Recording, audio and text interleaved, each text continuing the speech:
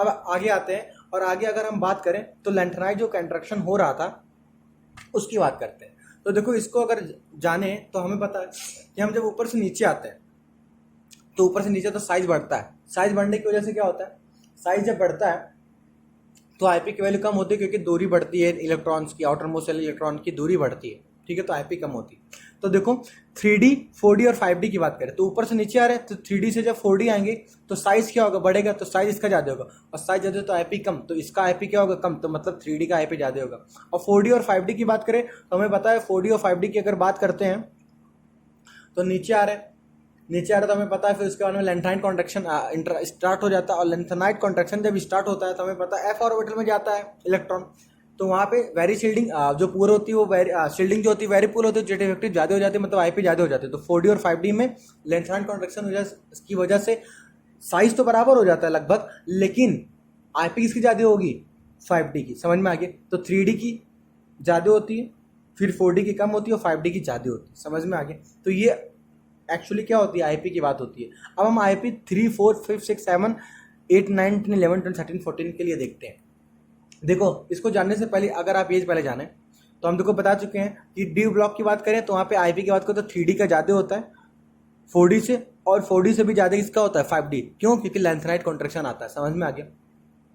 अब अगर इसकी बात करें तो 4th, 5, 6 और 10th में ऐसा देखा गया, एक्सपेरिमेंटली ये बात देखा गया है कि ऊपर से नीचे आने पर लगातार आईपी बढ़ता है। हमें पता है कि ऊपर से नीचे आने पर साइज क्या होगा, कम होगा, साइज बढ़ेगा तो आईपी कम होगी, तो ऐसे होना चाहिए, लेकिन ये ऐसे ना हो कि ऐसे होता है, एक्सपेरिमेंटली है। वैसे ही ज़रा हाफ की अगर बात करेंगे तो ऊपर से नीचे आ रहे तो साइज यहाँ पे लगभग बराबर हो जाता है। हम पढ़े हैं लेंथेनाइट कॉन्ट्रैक्शन की वजह से, लेकिन हमें पता है कि एचएफ का जेड इफेक्टिव ज़्यादा होता है क्योंकि एफ ऑर्बिटल में जाता है, तो इसका जेड इफेक्टिव ज़्यादा है तो आईपी की वैल्यू ज़्यादा है। तो इसमें और इसमें की बात करें तो किसका, एचएफ का ज़्यादा होगा, समझ में आ गया, आईपी। तो ये तो समझ में आ रहा है, तो ऐसे देखो सबका ज़्यादा होगा, नीचे वाले का ज़्यादा होगा। और 4th, 5th, 6th और 10th की बात करें तो ये एक्सपेरिमेंटली पाया गया है कि ऊपर से नीचे आने पर क्या होगा, आईपी बढ़ता है, समझ में आ गया। तो यहाँ पे साइज हम नहीं लगा सकते, एक्सपेरिमेंटल प्रूवन है। तो group number 4th, 5th, 6th और 10th, 4th, 5th, 6th और 10th की बात करें तो नीचे आने पर आईपी बढ़ता है एक्सपेरिमेंटली, तो देखो नीचे आने पर आईपी बढ़ रहा है, समझ में आ गया। और बाकी और सबकी बात करें तो हमें पता है यहाँ पे इसकी अगर बात करेंगे तो हम इसको बता चुके हैं कि नीचे आ रहा है तो जेट इफेक्टिव बढ़ेगा, कि लेंथेनाइट कॉन्ट्रैक्शन हो रहा है जिसकी वजह से एफ ऑर्बिटल में जाते हैं इलेक्ट्रॉन, तो वहाँ पे शील्डिंग पुअर होती है, तो जिसकी वजह से आईपी ज़्यादा होती है। तो देखो नीचे वाले की आईपी ज़्यादा है, साइज लगभग बराबर होती है लेकिन आईपी ज़्यादा होती है।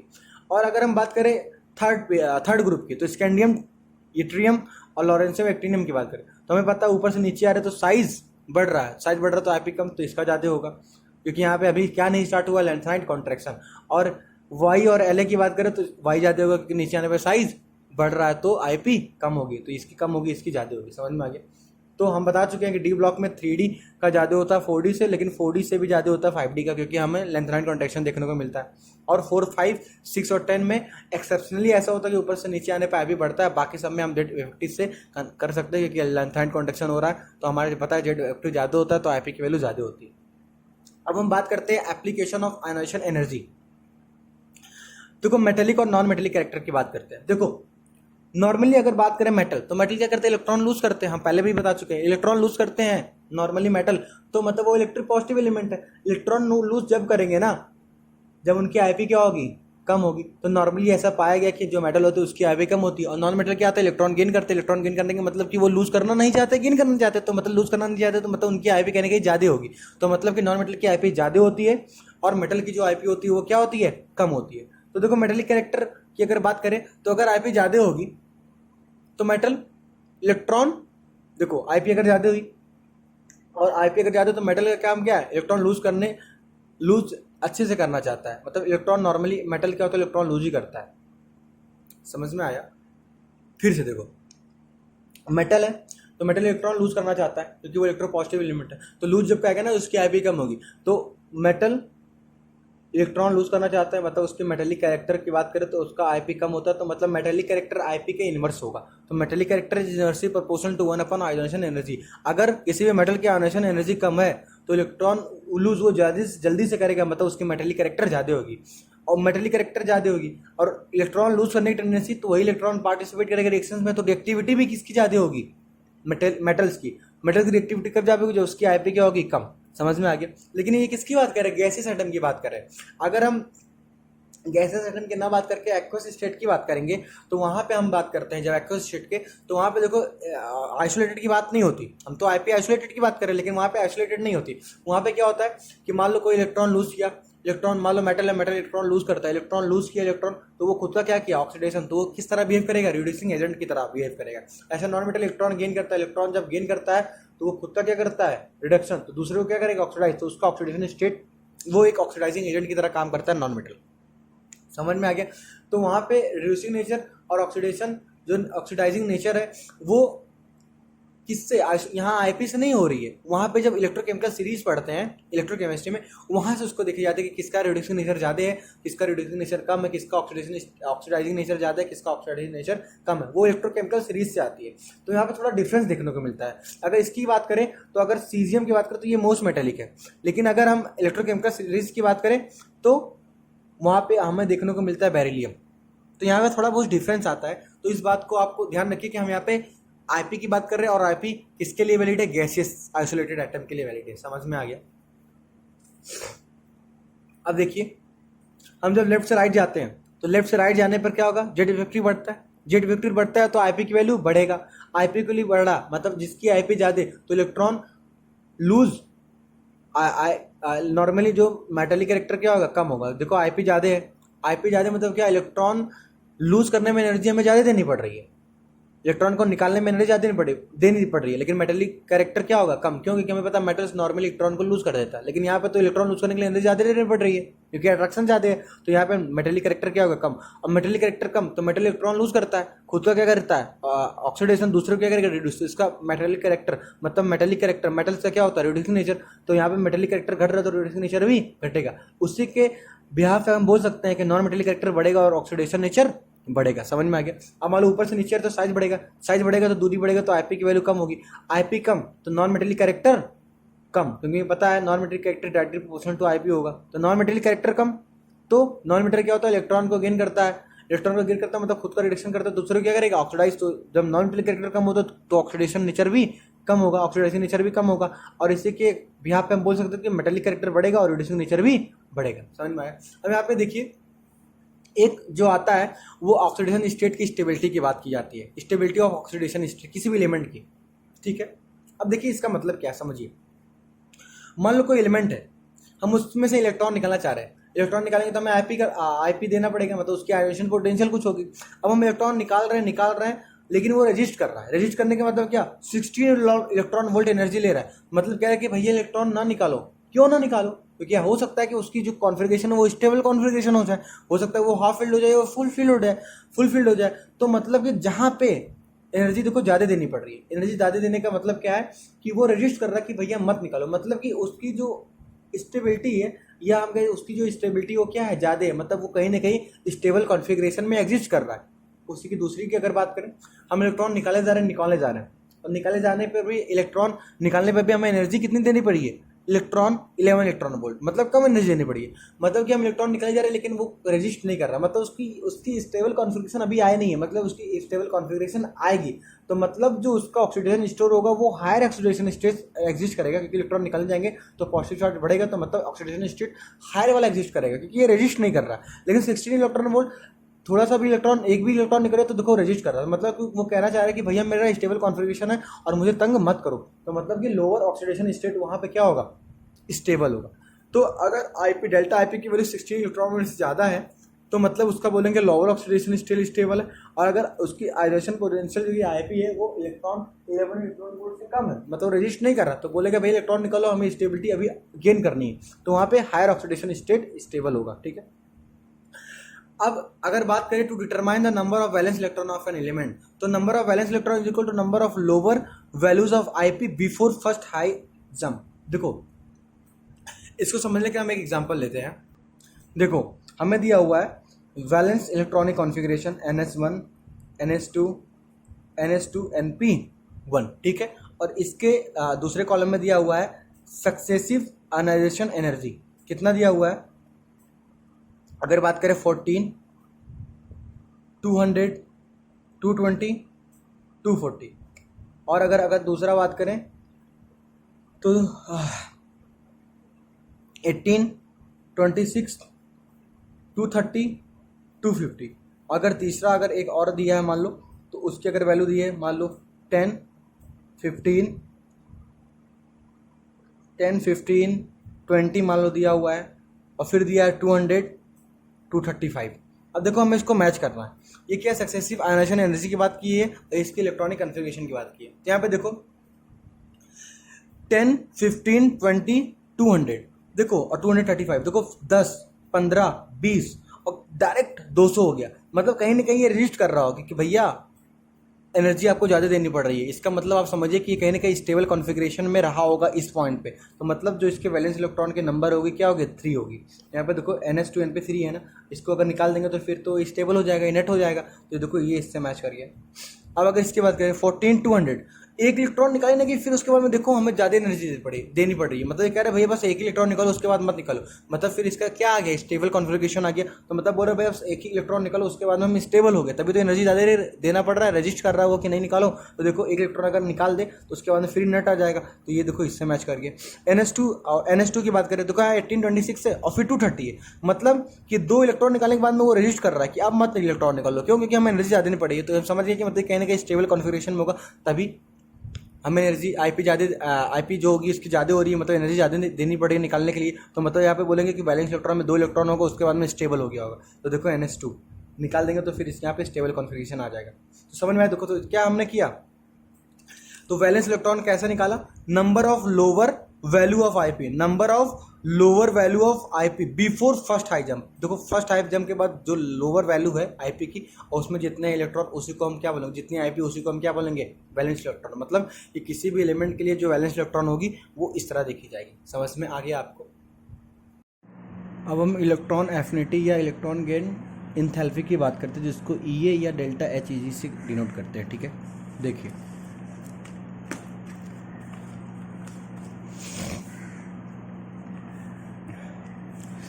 मान लो कोई न्यूक्लियस है और कोई इलेक्ट्रॉन है। तो यहाँ पर न्यूक्लियस और इलेक्ट्रॉन के बीच में क्या होगा, अट्रैक्शन होगा। तो ये इलेक्ट्रॉन अट्रैक्ट होगा और इसके आउटर मोस्ट सेल में चला आएगा। ठीक है, तो इस इलेक्ट्रॉन की एफिनिटी हुई ना इसकी तरफ, इसी को बोलेंगे इलेक्ट्रॉन गेन इंथैल्पी। तो देखिए क्या होता है, डेफिनेशन क्या है, अमाउंट ऑफ एनर्जी रिलीज्ड। अब जब ये इसके अट्रैक्शन में आता है तो अट्रैक्शन से हमें पता है कि एनर्जी का रिलीज होता है। तो ये एनर्जी रिलीज हुई। तो amount of energy released when an electron is added to the valence shell of an isolated gaseous atom known as electron affinity. और ये जो एटम होना चाहिए वो आइसोलेटेड एटम होना चाहिए, गैसियस होना चाहिए। समझ में आ गया। तो मतलब कि मान लो कोई इलेक्ट्रॉन है कहीं पे भी, और ये मान लो न्यूक्लियस है किसी भी एटम का, तो ये इलेक्ट्रॉन इस न्यूक्लियस से अट्रैक्टेड हुआ, अट्रैक्शन होने की वजह से यहाँ पे एनर्जी रिलीज हुई और ये वैलेंस सेल में जाके पहुंच गया। तो इसी को बोलेंगे इलेक्ट्रॉन की एफिनिटी इस न्यूक्लियस की तरफ। तो इसको हम बोलेंगे, जो एनर्जी रिलीज होगी उसको नाम देंगे इलेक्ट्रॉन गेन इंथैल्पी। जो चेंज होगा एनर्जी का उसको बोलेंगे इलेक्ट्रॉन गेन इंथैल्पी। समझ में आ गया। अब देखो यहाँ पे हमने लिखा कि मान लो कोई गैसेस एलिमेंट होगा, उसने एक इलेक्ट्रॉन को एक्सेप्ट किया तो X माइनस में कन्वर्ट हो गया, जो कि गैसेस फॉर्म में ये भी है। तो यहाँ पे जो एनर्जी आई डेल्टा H वो क्या है, नेगेटिव, मतलब एक्सोथर्मिक। जनरली एक्सोथर्मिक बोला जा रहा है, ना कि एक्सोथर्मिक। क्यों, क्योंकि मान लो अगर हीलियम, नियॉन, आर्गन, क्रिप्टॉन वगैरह होता तो इसका जो पहला, ये तो स्टेबल होते हैं, तो ये अगर मान लो पहला इलेक्ट्रॉन लेने की कोशिश नहीं करेगा। क्यों नहीं करेगा, क्योंकि भैया ये पहले से स्टेबल है। एक इलेक्ट्रॉन अगर लेगा तो इनकी स्टेबिलिटी क्या हो जाएगी, खत्म। तो ये अनस्टेबल हो जाएगा। तो कोई भी एलिमेंट नहीं चाहता कि हम अनस्टेबल बने। इसी वजह से नियॉन जो होगा वो पहला इलेक्ट्रॉन भी लेना प्रेफर नहीं करेगा। तो फर्स्ट जो इसकी इलेक्ट्रॉन की एंथैल्पी होगी वो नहीं लेना प्रेफर करेगा। तो इसकी जो फर्स्ट इलेक्ट्रॉन की एंथैल्पी होगी वो एक्सोथर्मिक नहीं होगी। तो अगर हम चाहेंगे भी कि अगर ये इलेक्ट्रॉन ले ले और एनी माइनस में कन्वर्ट हो जाए तो हमें हो सकता है एनर्जी देनी पड़ जाए। तो ये एक एंडोथर्मिक प्रोसेस भी हो सकता है। तो जनरली हमने बोल रहा कि एक्सोथर्मिक है, क्योंकि अगर स्टेबल कॉन्फ़िगरेशन आ गई, मतलब इनर्ट गैस वगैरह आ गई, तो वहाँ पे हम पहला इलेक्ट्रॉन भी देंगे या इलेक्ट्रॉन गेन होगी, तो वो क्या होगी, एक एंडोथर्मिक प्रोसेस हो जाएगी। समझ में आ गया। तो इस वजह से यहाँ पे लिखा जनरली एक्सोथर्मिक। तो मान लो एटम है, वो किस में कन्वर्ट हुआ, एनायन में। तो हमने एक इलेक्ट्रॉन दिया और यहाँ पे एनर्जी नेगेटिव है, मतलब एनर्जी रिलीज हुई। समझ में आ गया। अब मान लो सक्सेसिव इलेक्ट्रॉन एफिनिटी की बात करते हैं। तो देखो मान लो एक एलिमेंट है, उन्होंने एक इलेक्ट्रॉन गेन किया। तो इलेक्ट्रॉन गेन किया तो फर्स्ट इसकी क्या होगी, इलेक्ट्रॉन गेन एंथैल्पी होगी और कुछ एनर्जी मान लो रिलीज हुई X माइनस। अब मान लो दूसरा इलेक्ट्रॉन एक गेन रहा तो X-2 में हो गया, और जिसका इलेक्ट्रॉन एफिनिटी है वो मान लो दूसरा हमने बोला, जो डेल्टा इलेक्ट्रॉन गेन एंथैल्पी है वो मान लो 2 है, पहले दूसरा का इलेक्ट्रॉन जब वो किया अट्रैक्ट जो गेन किया और पहला इलेक्ट्रॉन गेन किया तो उसको बोलेंगे इलेक्ट्रॉन एफिनिटी 1, ठीक है, इलेक्ट्रॉन गेन एंथैल्पी 1, ठीक। तो देखो जब ये पहला इलेक्ट्रॉन गेन किया तो ठीक है, पहला इलेक्ट्रॉन अट्रैक्शन से आया तो एनर्जी रिलीज हुई एक्सोथर्मिक, लेकिन जब दूसरा इलेक्ट्रॉन ये अट्रैक्ट कर रहा है तो देखो इलेक्ट्रॉन पहले से x माइनस में हमें इलेक्ट्रॉन ऐड करना है, यहाँ पे भी माइनस है और यहाँ पे माइनस है, तो दूसरा इलेक्ट्रॉन क्या होगा जब आएगा तो यहाँ पे इंटर इलेक्ट्रॉनिक क्या हो जाने लगेगा, रिपल्सन, तो ये स्टेबल ही नहीं हो पाएगा। मतलब कि ये नहीं चाहेगा कि हम दूसरा इलेक्ट्रॉन लेकर आए, तो ये नहीं चाहेगा, तो हम अगर हम चाहते हैं कि नहीं तब भी आए वो x-2 में कन्वर्ट हो तो हमें एनर्जी देनी पड़ेगी, तो यहाँ पे एक एंडोथर्मिक प्रोसेस हो जाएगा। मतलब कि पहला electron gain enthalpy exothermic generally होता है अगर नॉवेल गैस वगैरह ना आए, इनर्ट कॉन्फ़िगरेशन ना आए। दूसरा का ऑलवेज, तीसरा का इसके बाद में अगर x2 माइनस से x3 माइनस करना चाहें तो वहाँ पे इलेक्ट्रॉन गेन एंथैल्पी वो भी एंडोथर्मिक, मतलब जनरली फर्स्ट एक्सोथर्मिक और बाकी सभी ऑलवेज क्या होंगे, एंडोथर्मिक। तो देखो when an atom gain more than 1 electron, those electrons are known as successive electrons and then energy is known as successive electron affinity. समझ में आ गया, ये हम आपको बता चुके हैं। अब देखिए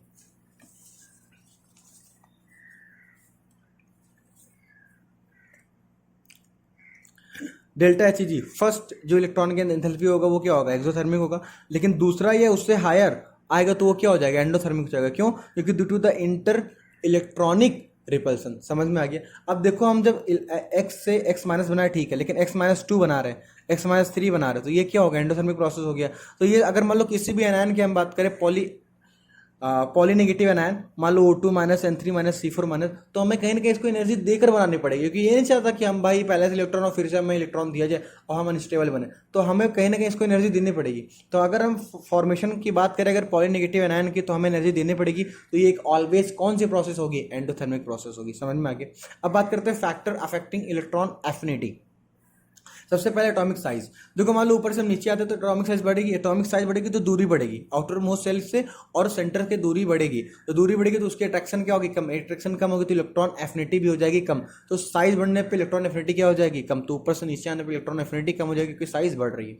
इफेक्टिव न्यूक्लियर चार्ज, अब मान लो effective nuclear charge Z effective ज्यादा है तो अट्रैक्शन ज्यादा होगा, अट्रैक्शन ज्यादा होगा तो इलेक्ट्रॉन को खींचने की टेंडेंसी बढ़ जाएगी, तो इलेक्ट्रॉन गेन एंथैल्पी या इलेक्ट्रॉन एफिनिटी वो भी क्या हो जाएगी, बढ़ जाएगी, और पॉजिटिव चार्ज की डायरेक्शन नहीं होगा और नेगेटिव चार्ज की इनवर्सली प्रोपोर्शनल होगी। अब बात करते हैं स्टेबिलिटी ऑफ कंप्लीटली फिल्ड या हाफ फिल्ड या इनर्ट इलेक्ट्रॉनिक कॉन्फ़िगरेशन की। देखो मान लो NS1 है और NS2 है और NP2 है और NP3 है।